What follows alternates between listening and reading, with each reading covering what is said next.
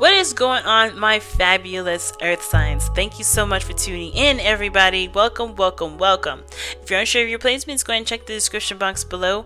There's going to be the link called astro.com. So if you aren't sure of those placements, you can go ahead and figure it out through a chart there. On top of that, y'all, if you are, if these readings don't resonate with you, please understand that these readings are general, and you can get your own personal reading with me anytime. Just go ahead and book it on my website, and all that information in the description box below. Even if you have Instantgo, if it doesn't resonate, it's okay. All right. All right. Let's go ahead and take a look at your daily love reading, fam. Let's see what's happening. Let's see what's going on. The Tower. What are you guys about to do? Okay. Oh, wow. And why are these cards reversed in this deck? I don't understand why some of these cards are coming up reversed like this, because they're all upright. I made sure this card is up reversed. Well, probably make sure well thoroughly enough, right? But the Tower, and I don't read reversals, but I feel like this is significant in regards to me looking at this, because there is definitely a lot of confidence coming from you guys, a lot of passion coming from you guys, especially when it comes to past relationships, and changes are being made, okay? And because of your connection with someone, because of what you've learned from the past, because of what you've experienced. And even though it can't ever get back to this point, I feel like you guys are making changes because you are wanting to feel happy. You want to feel in the moment. You want to love on what you've got right now. Right? Okay. Very interesting.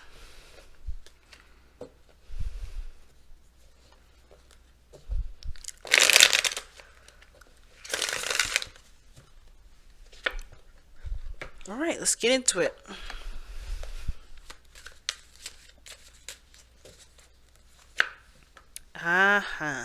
Okay. And underneath that is the Seven of Pentacles. Reevaluating. Looking at things a little closely. That's the underlying energy. There was some times, I think there were some things here that you guys were really thinking through, recalculating, all that wonderfulness, right? And yes, I think there's some things, of course, personally, that really kind of draw the question. Is this worth our time? Is this worth our energy or not? Right? Is this something that I really need to look at? Do I really want to pursue this? At the same time, I kind of get this feeling that this is like, what more can I do with the situation? I've already put so much into it. I've already did so much that I've already put as much as I could into it.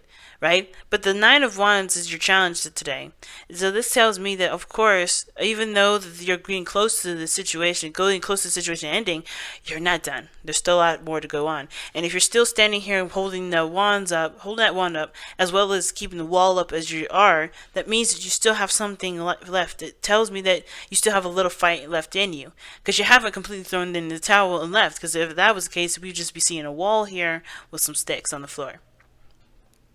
So even though you're looking at this, you're frustrated, you're looking at how much you put in, how much you've put in effort, if this is even something worth your time or energy anymore, because even though you've manifested and you've put work toward it for so long, and it's not quite at the peak that you want it, you don't even know if this is something that you really want to commit to. And I think that's the thing.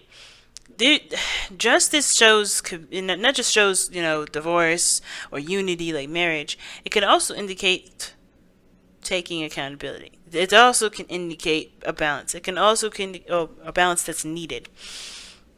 But it also can indicate amending. And what does amending mean? Amending a situation. Well, it just pretty much means to forgive, to create an equilibrium with the circumstance for there to be progress forward, right? Because try walking around with a broken leg. You're gonna need stilts. You're going to need something that offsets the balance in your body, right? Or that resets it so you can do what you need to do in order for you to walk. Think of it like that. When every time the scales go up and down, that's you with a broken leg. You can't do anything with a broken leg. You can't walk correctly or properly, because you may mess up the alignment of your body if you try to walk with a broken leg and compensate for that. You won't get what you need, so you need stilts. right? You need things to balance it. And those stilts is a way to kind of heal the leg for it to go back into formation, to get back to where it's supposed to be. And now I'm saying this as like apologies and forgiving someone. They're one and the same. Because sometimes you don't need someone to come up to you and actively apologize to you in order for you to make amends, to create the balance that allows you to heal and move forward, right? Simple analogy here. And I think you coming into this knowing and realizing that there's some things that are definitely offset, definitely out of balance, out of whack. And of course, the biggest thing for you to do at this point is to forgive the situation, forgive yourself, forgive the other person, forgive the situation, whatever happened, whoever did it, whatever. The blame game, it ain't going to get you anywhere because you're still imbalanced. What really is going to set you off and set you back to a place where there can be growth and healing and prosperity is by putting that equalizer in place, putting those crutches on the person, right? On this situation. Right? To heal it, to work on building something that's going to sustain the healing, to sustain the forgiveness, sustain the balance that's being put in place. So the challenge is, yes, perhaps wanting to give up, but the challenge is not that. It's also putting your guard down. It's putting your shields down. Right? Whatever you've been through, as far as getting this to the point where it was. It's been difficult. It's been feeling unrewarding, perhaps. But you gotta look at how far you've come and how much you've changed and what you've been through, because this wall will take time to build, and it's understandable that why it came up, right? Because you've been struggling, you've been working hard to get to a place where you've been wanting to be happy, right? To get back to the Six of Cups, but it's going to require you to remain diligent, to remain focused on your goal, and not block yourself from great things because of something that happened in the past that makes it hard for you to forgive. Forgiveness is needed so you can pave the way. Like I said, create the equal system, the equal playing field, so that way you can continue to grow and heal, right? So you can have the space to heal.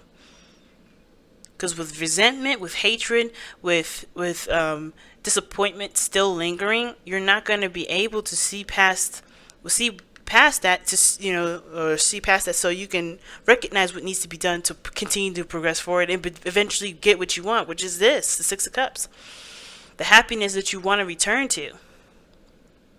You got to look past what you've experienced here. You got to look past what this is, and that's by forgiving. And remember, guys, I always say this: forgiveness is not condoning someone's actions.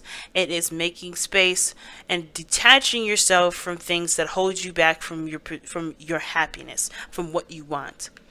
That's all that is. It's not saying, "Hey, what you did was cool. I'm cool with it." No, it's not saying that, because it wasn't, obviously, but it is making space for you to have more. So let's take a look at your messenger oracle cards for today, okay?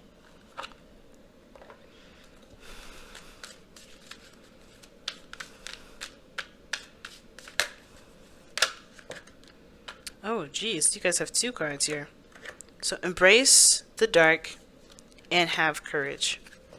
So the embrace the dark is forgiving yourself, forgiving the other person, forgiving the circumstances that was, and even the parts of yourself that that may have caused the situation to happen. Forgiving yourself and loving yourself and accepting all of yourself, that's the part. That's what taking accountability comes from, right? You take accountability by accepting your actions, by knowing exactly what you've done, what role you've played in all this, as well as accepting the role that you didn't play, and understanding that even though this is something that's done and gone with, and it's something that can't really be improved, it doesn't mean that you can't have a beautiful future despite this situation.